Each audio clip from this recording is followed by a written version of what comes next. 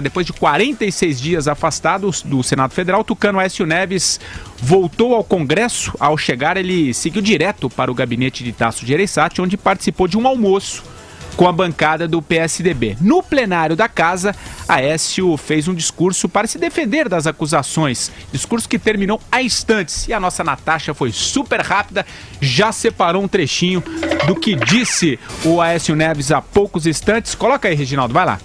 Não me furtarei de reiterar aqui aquilo que venho afirmando ao longo de todas essas últimas longas semanas. Senhoras, senhores parlamentares, brasileiros e brasileiras, não cometi crime algum, não aceitei recursos de origem ilícita, não ofereci ou prometi vantagens indevidas a quem quer que fosse e tampouco atuei para obstruir a ação da justiça, como me acusaram. Fui sim vítima de uma armadilha engendrada e executada por um criminoso confesso de mais de 200 crimes, cujas penas somadas ultrapassariam mais de 2.000 anos de cadeia. Vítima, Vera Magalhães? Pois é, não, né?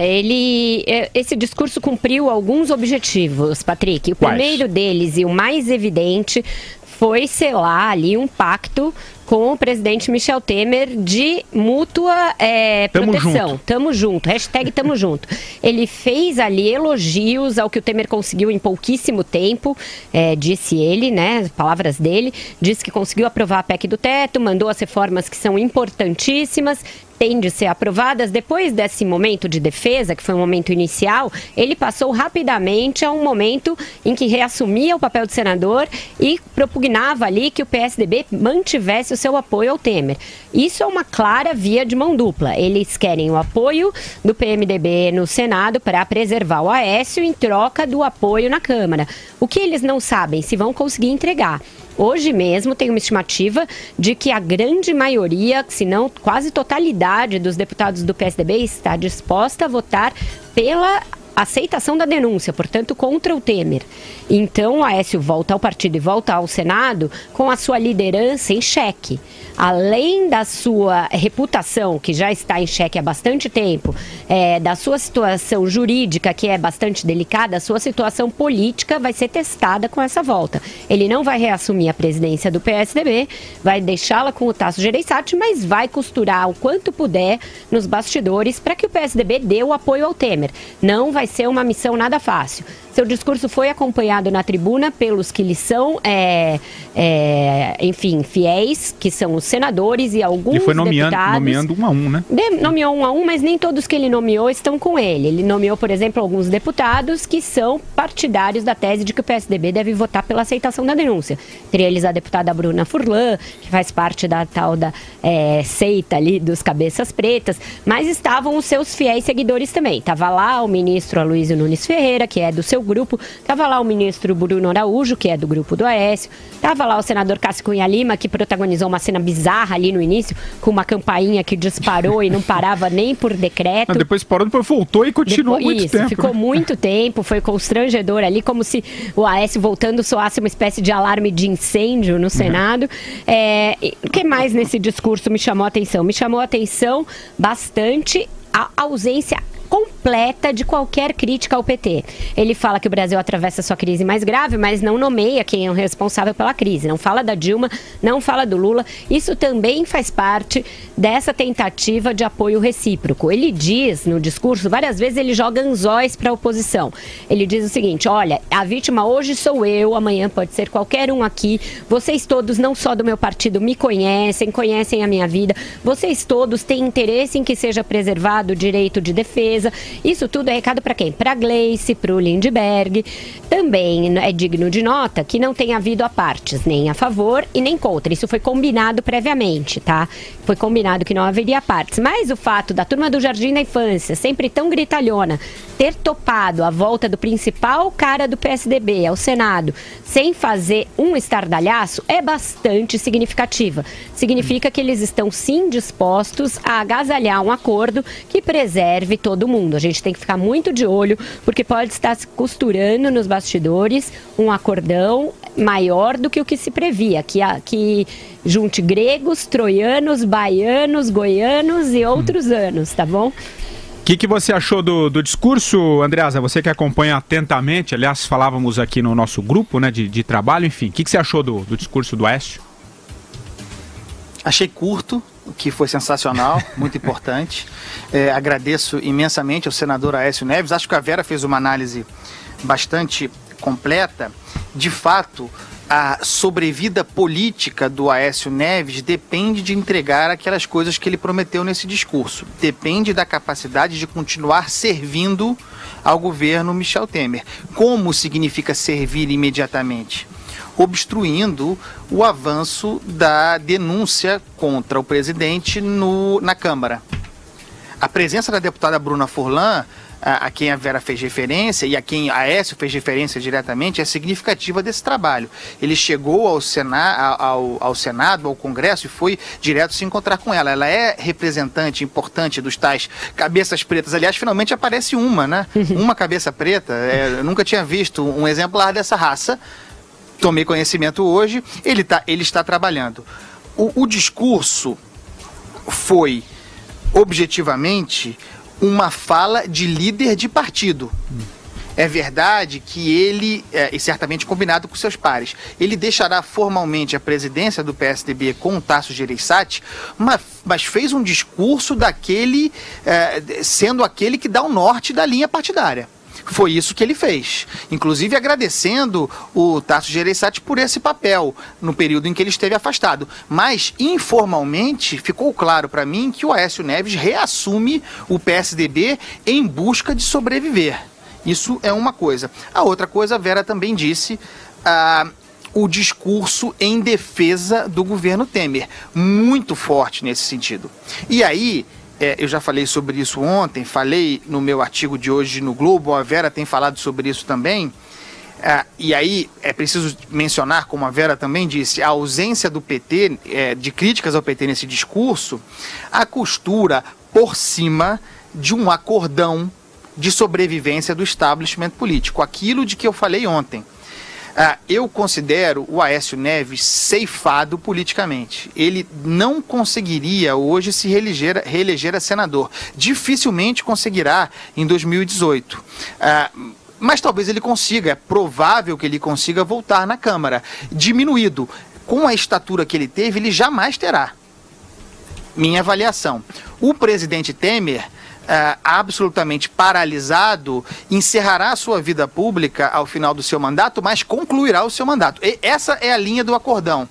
E o PT conseguirá ter Lula em condições de disputar a eleição no ano que vem. Eles sentaram todos reunidos para definir essas peças? Não. Mas há um interesse comum de preservação do establishment político e aí cada um deles encontra o seu caminho. Por incrível que pareça, o PT tem futuro. Aliás, não o PT, o Lula tem futuro nesse arranjo. Isso é que é o mais espantoso. Depois de tudo que a gente passou nesse país, os últimos acontecimentos permitem que num grande acordo nacional de preservação do sistema, o Lula seja viável em 2018. Isso é inacreditável e não terá sido por falta de aviso. Concorda, Amadou? Olha, eu acho que a análise do Andreasa é muito consistente, é muito pertinente, mas eu discordo porque num detalhe. Eu acho que esse acordão todo aí, que eu acho que existe de fato, né, um acordão, principalmente PT, PMDB, PSDB, ele está se esquecendo de combinar com os russos. Os russos, no caso, é o eleitorado e uma parcela importante da plutocracia brasileira, né, do empresariado, dos setores produtivos, que não estão afim mais de aturar essa classe política aí, mesmo porque já custou muito caro, entendeu? Então eu acho que esse acordão aí, que existe realmente de fato um enorme risco de sair, mas isso aí, se você não combinar, né, com os russos, ou seja, você não vai enfiar isso goela dentro da sociedade brasileira, não de graça. Isso vai custar caro, né? Essa é a grande incógnita, da minha opinião, dessa história toda, né? Isso aí que dá toda a incerteza do futuro do Brasil no curto prazo, né? Esse acordão ser enfiado goela dentro da sociedade e ela passivamente, bovinamente, acatar, né, concordar. Eu acho que isso não acontece. Com relação ao Aécio Neves, ele para mim pode discursar 20 horas, igual o Fidel Castro, aí, que ele não vai me convencer, mesmo que no discurso dele, em nenhum momento ele se ocupou de refutar as acusações da tal armadilha da armadilha em que pegaram ele, que na verdade pegaram o seu Aécio Neves, pelo menos a meu juízo, o mais grave, ele armando contra a Operação Lava Jato, ele articulando justamente essa frente toda aí, com o objetivo de, como diz o senador Romero Jucá, estancar a sangria, né? Parar com o processo da Lava Jato, parar com o processo que o Brasil está investindo, no sentido de diminuir radicalmente, né? Diminuir de forma muito forte a corrupção no país, né? Agora, o Aécio, ele não tem como, eu aí concordo totalmente com o Andreasa, o capital político dele hoje é próximo de nenhum. E a nossa produtora, a Natasha, foi muito feliz no trecho que ela escolheu aí do discurso do senador Aécio Neves, porque ele fala assim, não me furtarei. Claro que ele não vai se furtar, ele vai furtar aos outros, né, que é o que ele tem se dedicado, principalmente nos últimos tempos. Assim como ele discursou para uma bancada do PSDB, que o PSDB, Patrick, não tem bancada, o PSDB tem puleiro, onde ficam os tucanos. Essa é a minha impressão, não é não? Aliás, tem mais um trechinho aqui, a Natasha acabou de me passar um trechinho que a gente separou, ele dizendo que foi vítima de uma trama ardilosa e que seus familiares foram usados como massa de manobra.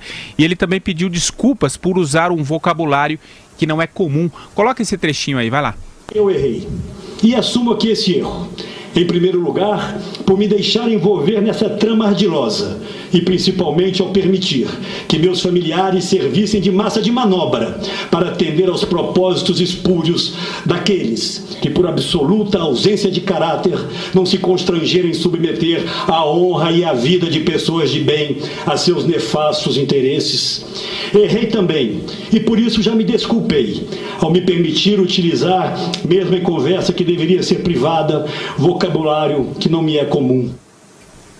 Vera Magalhães.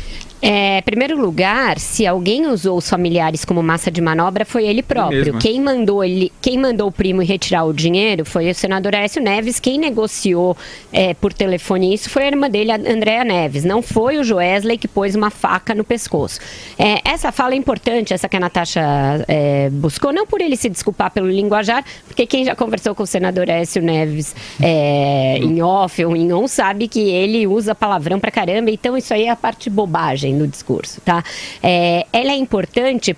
Por quê? Porque ele joga todo o peso da tal trama ardilosa no Joesley e poupa o Procurador-Geral da República, Rodrigo Janot. Nisso, a estratégia dele é bastante diferente da do Temer. Ele não foi para o ataque ao Ministério Público. Inclusive, no momento anterior, num prólogo da fala, ele diz que, como constituinte, ele reconstitui ali o seu trabalho como político, a sua carreira política. E ele diz que, como constituinte, ele foi um dos maiores, os mais implacáveis defensores dos novos poderes dados ao Ministério Público pela Constituição de 88 e voltou a defender isso. Disse que é importante que se investigue, defendeu a Lava Jato, pelo menos da boca para fora, mas disse que tem que ser preservado o direito à livre defesa, o direito ao contraditório, o direito a que as pessoas não sejam vítimas de armações e pôs toda a culpa em quem ele disse que estava querendo já usá-lo para obter um benefício extraordinário, um benefício nunca concedido a ninguém.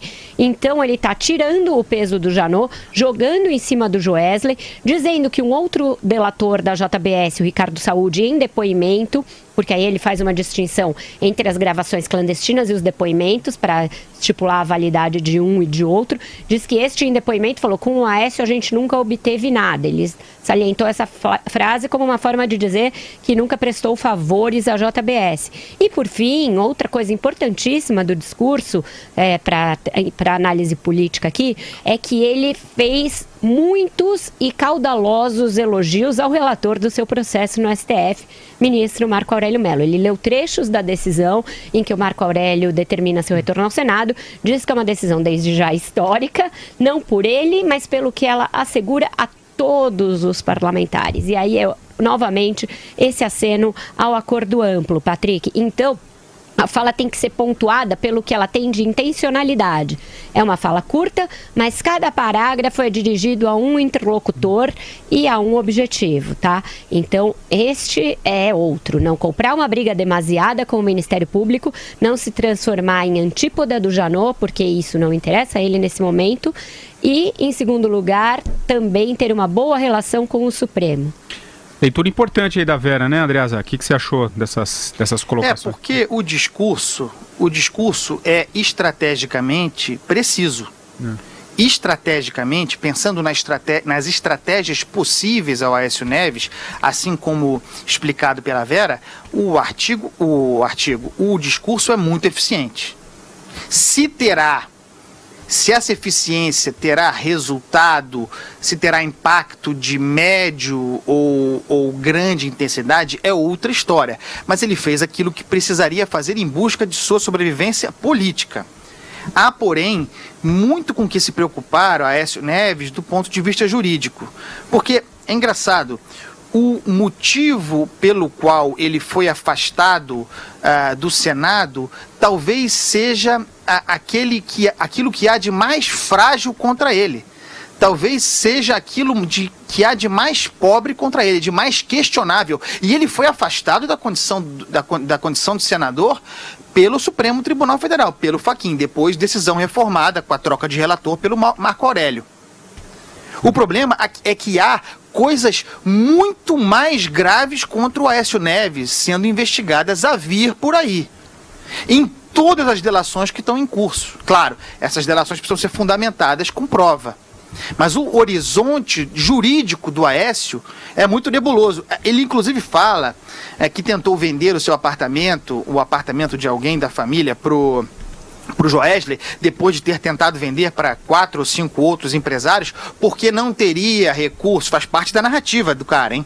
Não teria recursos privados para bancar a própria defesa. Com isso ele está dizendo que é, coitado, incapaz de se defender. É caro, hein? Essas bancas aí que defendem políticos são caríssimas. Mas também faz parte da defesa dele se apresentar nessa condição. A minha opinião aqui é muito conhecida. Independe de ser o Aécio Neves, de quem quer que seja. Vocês todos sabem a minha opinião sobre o Aécio Neves, né? Sempre digo aqui que nunca me enganou. Mas o afastamento dele do Senado, neste caso, foi ilegal. Então, não importa quem seja, a volta dele é o correto. Ô Madu, puxando até o gancho do que o Andreasa disse aí nessa parte final, e também se você acha que estrategicamente o discurso dele foi perfeito há pouco também? Olha, ele pode ter sido perfeito para quem quer escutar e quem quer concordar, né, com o arrazoado dele.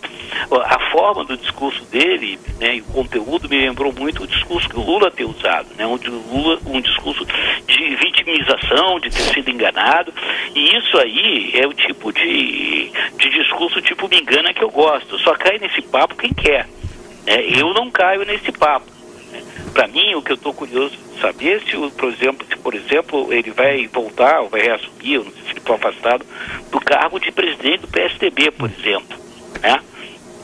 Eu acho que o Aécio tem que explicar um montão de coisas. O Andreasa mesmo aqui já há vários meses lembrou a questão ainda em aberto, né, nebulosa da construção do centro administrativo lá em Belo Horizonte.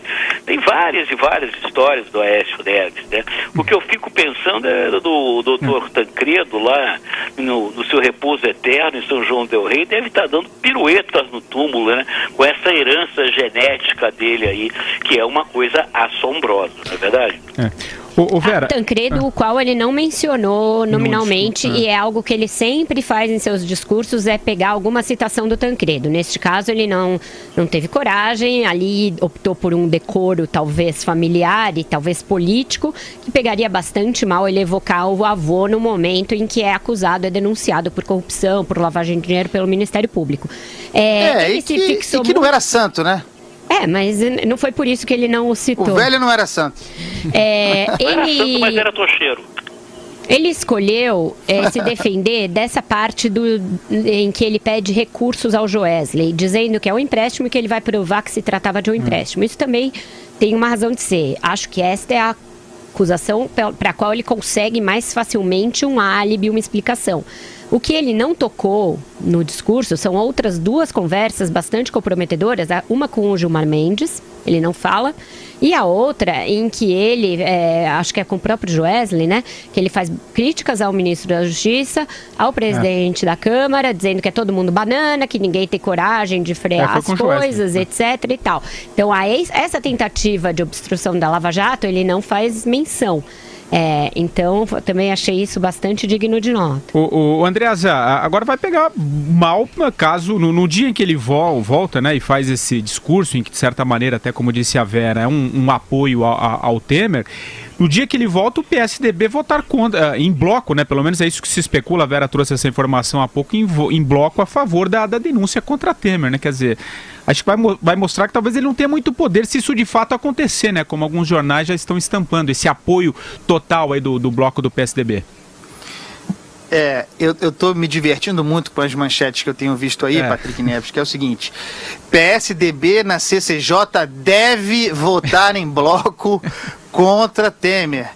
Eu não entendo isso como uma manchete razoável e tá generalizada, né? Isso é a expressão de uma torcida. Lembrando que, ainda que o Temer deve no sentido de ter o dever de, é no sentido de que isso deve acontecer. Especulando. Isso não é notícia. Claro que isso é especulação. Não, o partido deve... Manchete, é provável que o partido vote contra o Temer? Isso não é manchete. Andreasa, claro que é. Mas, Vera, é apuração de bastidor que depois não se comprova e fica por isso mesmo. Mas o prejuízo político está feito, certo? Agora, é importante lembrar que a CCJ... independentemente do resultado da votação nessa comissão, pode ser um indicativo, pode ser uma pressão sobre o plenário, mas não decide nada. O futuro do Temer está no plenário.